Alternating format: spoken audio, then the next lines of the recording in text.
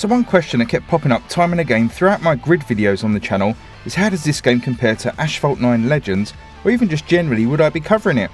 Well, Asphalt 9 is due out on the Switch in just over a week, and I thought I'd give you guys my thoughts on what this game is and how I think it'll be another banger for the Nintendo Switch. I've been playing Asphalt Legends on and off for the last year on my iPad, and it really is one of the best mobile games you can get. A typical clone game from developers Gameloft see this series ape games such as Burnout, and one of the most recent entries was inspired, shall we say, by Forza Horizons, and despite being riddled with in-app purchases, there are still many hours of great gameplay here without having to spend a penny. I'll get to the question about which game you should get between this and Grid in a little while, but let's have a bit of a deeper look at Asphalt and explain what the Switch version brings over the mobile version. Firstly, the game remains free to download on the Switch, so on the 8th of October you can grab this one from the eShop at no cost and play through hours and hours of content straight away. There are no restrictions on what can be played on the free version, and whilst you can buy in-app purchases to give you XP boosts, in-game currency or even brand new cars, it really is optional, and as far as I'm aware, everything in the game can be unlocked eventually with a little bit of grinding. The Switch version also features local multiplayer for up to 4 players, which is a first for this version of the game, so that's going to be cool, and at the moment something this game will have over Grid in the short term. The local multiplayer will only be available on 42 of the 70 tracks from what the eShop blurb says, but that is still plenty of variety for you and your mates. Sticking with multiplayer, and another leg up on Grid currently, and that's the news that Asphalt 9 will also feature online multiplayer in the quick race mode. Like the iOS version, this will be for 8 players per race. On iOS, these races are incredibly fun, and the races are always full of players, although it's hard to know nowadays if you're racing bona fide people live or just an AI representation of that player's ability, but either way it's a welcome inclusion. The Switch version will also feature club races, which allows you and your friends to join what amounts to a clan and race to get the most points for your club. Another online aspect that I have to touch on is the dreaded loot boxing, which in this game takes the form of card packs, very similar to FIFA's Ultimate Team mode. You receive limited amounts of free packs each day, or you can use the in-game currency to buy various packs of cards. At least here the game is very clear about the potential content in the packs, which contain blueprints for new cars, currency coins and the like. Also, the drop rates of different levels of cards are displayed, but either way I know it's a mechanic that a lot of people dislike. So let's move on to the presentation, which really shines here. From the excellent graphics that shift at an impressive 60 frames per second to the licensed soundtrack, this is all very well presented, especially for the initial free download cost.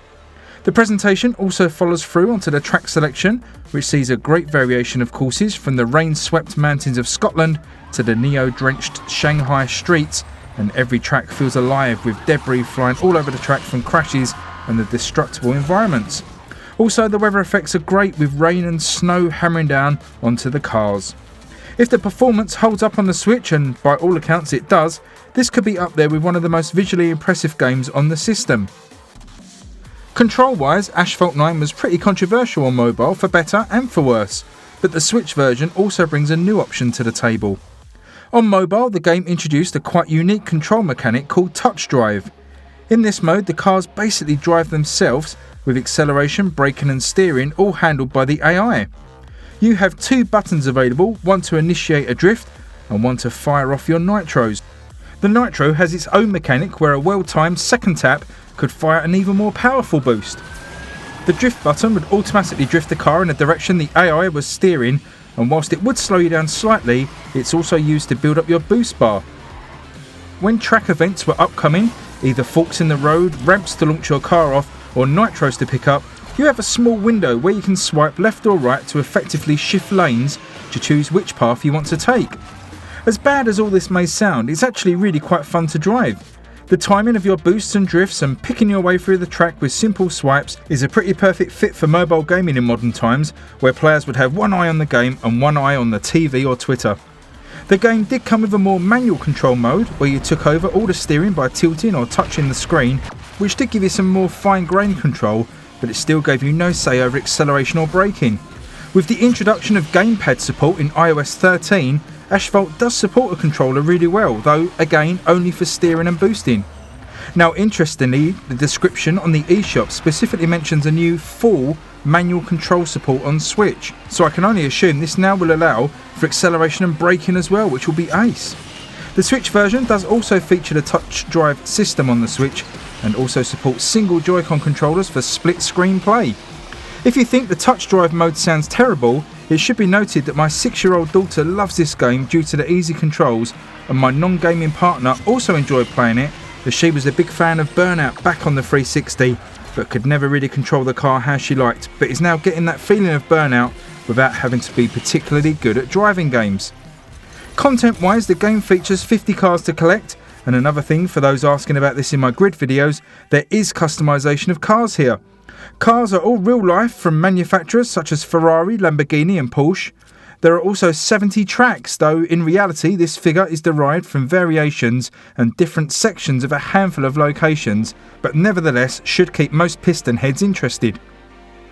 The main career mode lasts for 60 seasons and over 800 events to compete in, and in addition to the multiplayer modes there are also daily challenges and timed events to take part in.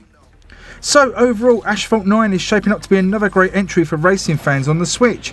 Its fast pick up and play, arcade style and massive content to work through will make it the sort of games you'll inevitably dip in and out of over a long period, where Grid is a little bit more intensive as you need to focus on fixed seasons and compete in longer championships. As for which one is the better game, well, in a rather non-committal way, I will say that they are very different games, and given that Asphalt is free, there is no reason you can't pick it up and see if it's for you. It's certainly not the same style of driving game as Grid, with the latter being focused on a more simulated style of track circuit racing, and Asphalt more like Burnout and those point-to-point races through exciting and interactive locations. Just get both, you'll be really happy with either. Okay, hope you enjoyed that video. I'll be covering Asphalt 9 Legends more as the launch date gets closer, but if you have any questions just drop me a line below, and also let me know which style of these games you prefer, arcade racers or more simulation style racing games. Thanks for watching, please like and subscribe, and I'll see you all on the next video. Bye for now.